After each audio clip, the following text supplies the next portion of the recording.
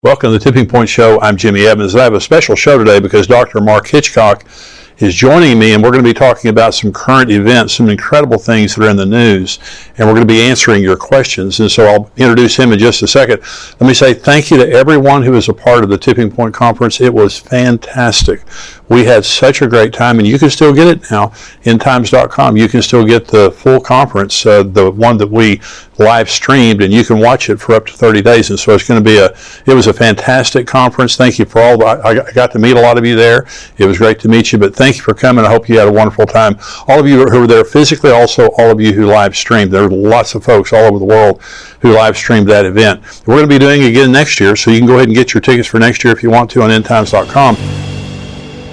I'm honored to have joining me today Dr. Mark Hitchcock, and he is a regular contributor here on Tipping Point, and he's also the senior pastor of Faith Bible Church in Edmond, Oklahoma. He's a brilliant theologian, and he's written over 30 books on the end times. Mark, great to have you with me today. Yeah, great to be with you. You did a great job at the conference. I thought your message on 2 Thessalonians was fantastic. I hope everybody that didn't hear it, I hope they'll be able to get to hear that, because it was, 2 Thessalonians is such a phenomenal text. It is. Related to the end times, and you broke it down so beautifully. Well, thank you. Yeah, there's a lot of unique stuff there, about the removal of the restrainer and about the rebuilt temple, and also and about the Antichrist. So, yeah, it's a very unique passage. So, yeah, that's what I do here at the church. I go through passages of the Bible every week. So I thought at a prophecy conference it'd be a good thing to do. Just take a text and go through it. So I enjoyed that. Well, you're a theologian, and you've written over 30 books on the end times, and you have such a mastery of the topic. And, for everyone, it's just good to hear it laid out so carefully so that we can understand it. So we're going to talk about some issues that are in the news, and there's some unbelievable stuff. I keep thinking every week, I'm going to run out of things to talk about, and every week I look at the news like, oh my gosh. Yeah. So this is the article, the title of this, and this is Prophecy News Watch, is How a Cashless Society is a Precursor to Enforcing the Mark of the Beast. Now, this is amazing. Let me read some of this article. Joe Rogan is a comedian, podcast host, and UFC commentator. His podcast, which I do not endorse with the rank language he often uses, and I'm reading from the article here, has over 15 million subscribers. He's a major influencer in our culture today, and an unbeliever. A couple of weeks ago, he had a guest named Duncan Trussell, who is a stand-up comic, writer, and actor. Surprisingly, they discussed for quite some time how a cashless society is a precursor to enforcing the mark of the beast. During his program, Joe Rogan asked, how long before we're a cashless society? Trussell responded, hopefully forever. It is so scary to imagine losing privacy completely, because every transaction is in the public eye and is observable. This is where I get scared, because it is too similar to the mark of the beast. Now, these are two unbelievers talking. Yeah, sure. It's too similar. That's amazing. He says it is too similar to exactly what the Bible says in the book of Revelation. You won't be able to trade. You won't be able to do anything unless you have the mark, unless you bear the mark. This response led Joe Rogan to say, how's the mark of the beast described in the Bible? I think we're onto something here. Rogan then pulled up the Bible and read from Revelation 13, a section that describes the coming false prophet, a kind of second in command or the lieutenant of the coming Antichrist, who is going to make an image to him. The influential podcast host read this entire section live on his broadcast. This is a well-known unbeliever talking at length about the mark of the beast, reading the book of Revelation, making this connection between a cashless society and the rise of the Antichrist. On the heels of that conversation, the new Amazon One technology is about to go nationwide. And then it goes on to talk about all the different cashless mechanisms that are coming into play at ballparks, at grocery stores, and all the things like that. Isn't that amazing, Mark, that Joe Rogan and his guests will be talking about the mark of the beast? Well, it is. It just shows how there's just kind of this collective sense out there that people have that where this world's headed, and we're getting near closing time. I thought it was fascinating. I listened to that. I don't listen to Joe Rogan all the time, again, because of what the person said. A lot of his stuff's a little bit rank. But yeah, I listened to that, and one of the things I thought was fascinating is he even was trying to pronounce the Greek word charagma, which is the word for mark. And he was trying to figure out, what that word means. And I think somebody must have texted him while he was talking there. And he kind of gave a little bit of that. But then he talked about how, like it's a tattoo or a brand or something like that. So, yeah, it's just, out there in our world today, you have people who don't even know anything about the Bible at all. Yet they know about this idea of the mark of the beast. They know about this coming cashless society. And it's something they're openly talking about. It's just another, kind of indicator of where our world is today. Well, I'm very excited to announce that we have a pastor school that's coming up October 10th to 12th right here in Southlake, Texas at our XO Marriage Center. I want to invite you to be there. I've done these pastor school now for many years, and I love teaching church leaders. This is for senior pastors, church leaders of all type, how to have a healthy church. That's what we're going to do. We're going to be talking about church government, philosophies of ministry, assimilation, how to bring new people into your church and get them assimilated in, how to take care of yourself as a leader, and many other topics. Now, this is a small group that we're going to have. It's under 100 people. It will fill up very quickly. And so if you're planning on coming, you need to sign up very quickly. And so under 100 people, we're going to start on Tuesday night, and we're going to have just a meet and greet around 4 o'clock in the afternoon. My son Brent and I are going to greet you, and then we're going to take you on a tour through our XO Marriage Center, and then we're going to go eat dinner together. Then the next day, we have teaching from 9 to 4 with a lunch break. And then the final day that will be on Thursday from 9 to noon, and then we'll be finished there at noon. So this is a day and a half conference. We'll begin on Tuesday night with the meet and greet, then a day and a half conference. We're going to have a lot of sessions teaching. We're going to have a lot of Q&A. This is very interactive, so this is not all just teaching at you. There'll be teaching, but there'll also be a lot of Q&A and a lot of interaction, and that's why we're keeping the group small. So this is going to be beginning now on Tuesday, October 10th, October 11th, and October 12th through noon on October 12th. I want to see you there. If you're a church leader, you need to come and you need to sign up very quickly. You can go to pastorschool.com to sign up.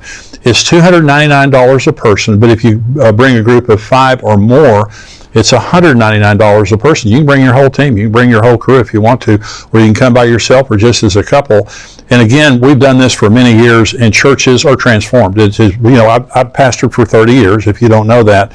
And the church that I pastored grew from 900 to over 10,000 during the time that I pastored, and it was a healthy church. Now, Pastor Jimmy Witcher, who's coming to teach at Pastor School, he still pastors that same church, and is still a healthy, thriving church. We want to teach you how to do church. We want to teach you how you can succeed. We have a session on finances, leading through the finances of your church, how to be a financial leader at any level that you're at. So this is going to be a very practical time of teaching you the things that we know, and also answering your questions. If you have something that you're dealing with, come and you can ask a question, and we'll help you with right there where you're living. Pastor School coming up October 10th through 12th right here in Southlake, Texas at our XO Marriage Center here. I want you to be there. Go to pastorschool.com to sign up. God bless you. If you understand the implications of a cashless society, it's terrifying. Oh, yes. Because COVID told us that, the dictatorial nature of much of the government. In fact, the world government today is dictatorial. The World Health Organization, the World Economic Forum, the United Nations, they want to dictate to us. And this is an article, and I think you've got one like it there. UN's vision of the future, one digital ID to rule us all. And I'm reading from the article now. The United Nations recently published 3 new policy briefs to provide more detail on certain proposals contained in our common agenda. The UN Secretary General's vision for the future of global cooperation that will be decided at the Summit of the Future in September 2024. These briefings, a global digital compact, reforms to the international financial architecture, and the future of outer space governance sets out a chilling course for the future. Among the proposals are a new apex body in charge of the entire financial system that will enhance its coherence and align its priorities with the 2030 Agenda for Sustainable Development. This could, according to Secretary General Antonio Guterres, be done through a biennial summit between the Group of 20, Economic and Social Council, the Secretary General, and heads of international financial institutions. This will further integrate the G20 with the United Nations into a body that can be described as an economic security council. It also seems like a perfect nest for the apex predators that run the international banking system. A vital part of the agenda is also a digital connectivity and the establishment of a global digital compact. This can be described as a cybernetic organ consisting of a digitally connected network of people, entities, devices, and things that can easily be directed by those who run the system. It then goes on to talk about the last of this article. A digital ID can help unlock new opportunities, but can also introduce risks and challenges that can be used to undermine human rights, for example, by enabling civil society to be targeted or select groups to be excluded from social benefits. This is the mark of the beast. I mean, this when I read that, the UN, in conjunction with the G20, and international business leaders are coming into a digital global compact, and they will decide the values of the financial system and who can use that financial system. That's right. And China already has all these things in place too, so they would join with that easily. But yeah, there's an article that I ran across, the same thing. It says G20. They met in India just this last week, unveils global digital currency plan. And that says the G20 leaders agreed to build infrastructure for digital currencies and IDs. So along with these IDs, you have a digital currency where they're able to, track your money, trace your money, control what you spend. Your money is expirable. But it says at the G20 summit in New Delhi, leaders from the world's leading rich and developing nations have agreed to a plan to implement digital currencies and digital IDs. This comes amid concern that governments might use digital currencies and IDs to monitor their people's spending and crush dissent. Well, that's exactly what the point of it is. So, people already know what it's about before it even happens. But they'll implement then probably something like China's social credit score, decide how people can spend their money. Yeah. So all of this, coalescing, you have these IDs, but then the digital currency along with that is exactly what they need. And it's a lot easier to control the world economically than it is militarily or politically. That's exactly so right. So the economic feature of this, and that's why it's called the World Economic Forum. It's about economics, that they want economic control to begin with, and these global IDs. And once you have that, then basically you're able to subjugate really the entire population of the world. Absolutely. Well, the World Health Organization is trying to get a treaty passed that would give them global governance, not the elected leaders. This would be over the United States, over all the countries of the world.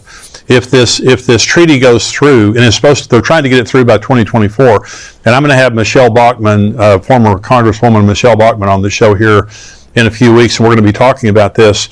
But everything is looking forward to global control. The World Health Organization, the World Economic Forum, the G20, the United Nations, they're all talking about digital, and the World Health Organization is talking about a digital passport that you can't get around. You would not be able to travel unless you've been vaccinated or been boosted or whatever. They'll make the rules, but they can unilaterally come into any nation and declare an emergency and shut them down, shut the schools down, shut the businesses down. It's unbelievable. Well, and you mentioned the year 2030. It's interesting how often that date keeps popping up. Climate change, people are saying that, 2030 is the year it's going to be irreversible. Kind of to use the title of your book, that's the tipping point. The year 2030 is going to be this climate change tipping point. Just this week you have Saudi Vision 2030. You have the Agenda 2030 of the World Economic Forum. You have the 2030 Agenda of the United Nations. You mentioned that date a bit ago, and I think there's even Egypt Vision 2030. Everybody seems to have 2030. Everything that's out there, it's all happening by 2030. I just think that's interesting. You have this date that's out there that all these key issues are tied to. The World Bank has called for all the countries in the world to implement universal health care by 2030. The World Health Organization and UNICEF want global access to basic sanitation, which certainly we're all for, but they want that by 2030. So you can just go through and put in 2030 and just find out all these different agendas that really coalesce around that year. It's interesting. Why that year? Why has that year been picked? Oh, that's very interesting. This can't go on forever. The technology, the world events, Iran, Russia, you look at all the things. it is coming together. At some point, it's going to let go. Ray Kurzweil, by the way, Mark, he's the chief engineer for Google. He said by 2030, humans will be hybrids. They're looking at, by the time we get there, that we'll begin to interface. It will be common by that point. Well, Elon Musk has Neuralink, the chip that goes in your head, which has some good uses, Parkinson's and that kind of stuff. But he also wants to put that in children's brains and to link them up to the cloud so they can be educated dramatically faster. And so there are some very, you put that together with AI, that's a pretty, scary kind of a deal. 2030 is 7 years from right now, and so it would be interesting to see, if by 2030 we're in the tribulation or getting close to the tribulation or something like that. But everything is coming together and everything is getting worse. I don't see anything getting better, including the church. Right. Now, there are places, in Iran, for example, there's a revival in Iran, but you look at the church in America, we're struggling. We're losing members. Sure. People are turning away from God. Yeah, I thought it was interesting that the speech that opened the UN General Assembly this week, Antonio Guterres, who's the UN General Secretary, he opened the 78th session of the UN General Assembly, said the world is becoming unhinged as geopolitical tensions rise and the world seems incapable of coming together to respond to mounting global challenges. So, the world's becoming unhinged. Well, we see that, but the world's incapable of coming together to respond to these challenges. Well, one of these days after the rapture, the world is going to come together. And that's what they want, exactly, and that's what they're seeking and desiring. And of course, it's going to happen under one man with all these IDs and central bank digital currencies and all this control. So I thought that was interesting. And here this man is saying the world's unhinged. And that's exactly what we're saying, and that's kind of what Joe Rogan was saying as well in some ways. Yeah. Hey, thank you for joining me for Tipping Point today. If you want to see the entire podcast, go to endtimes.com to become a subscriber for $7 a month. We would love to have you be a part of our family, the Tipping Point family. And we have an entire community that comes together, prays for each other. They comment on the podcast and the articles and everything. We'd love to have you be a part of that. Get all of our podcasts, all of our articles all week long, and the full Tipping Point show. Go to endtimes.com for $7 a month. Become a subscriber. God bless you.